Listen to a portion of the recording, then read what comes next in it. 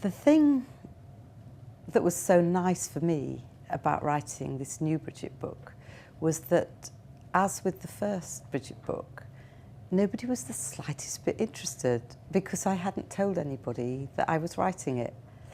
And the fact that I was writing just in my usual armchair with my laptop without wondering what anyone else will think about it freed me up to say what I wanted to say and be honest about things I thought were funny that I was seeing around and tell the story that I wanted to tell. Well, Bridget is now a mother, and parenthood for Bridget now becomes another thing she thinks she's supposed to be really good at and actually thinks she's really crap at. And so she reads a lot of parenting self-help books, such as 1, 2, 3, Calmer, Happier Parenting, and French Children Don't Throw Food. All that happens with the French book is she keeps saying "attends" to the children and then they ignore her.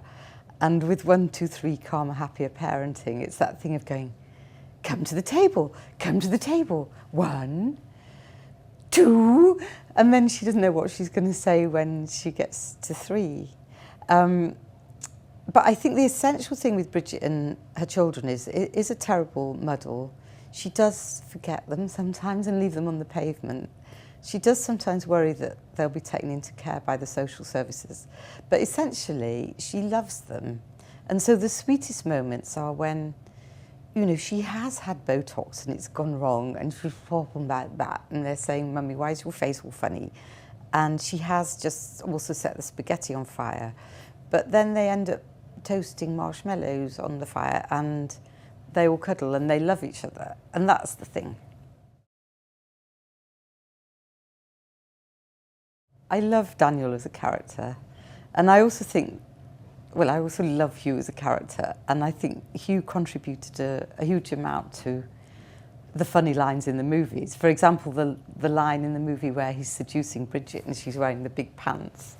And he goes, "Oh, don't worry, I'm wearing something rather similar myself. Oh, mummy." That came from him.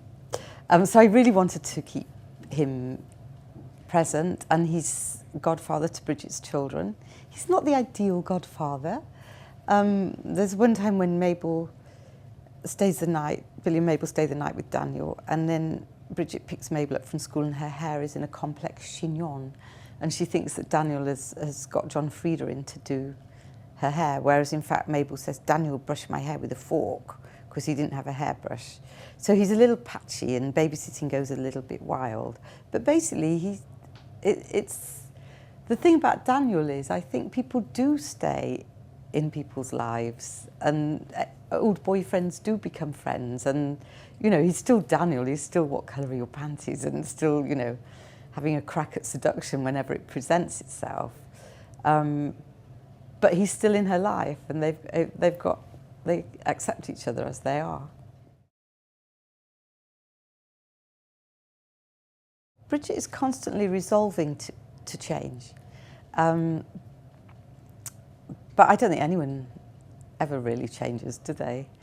I think she's still got the same sense of wild optimism followed by despair. So one minute she thinks, "Oh, I'm marvellous, I'm sex goddess," and then next minute she sees a poster for an over-50s trip to Hastings, and then she starts to think she's an old lady with a shopping bag and a tight perm. So she goes from one extreme to the other. But the thing is, she's always got her friends. That's the thing. And she's always got her friends to make her laugh about stuff. And she has a motto, KBO, which is keep buggering on.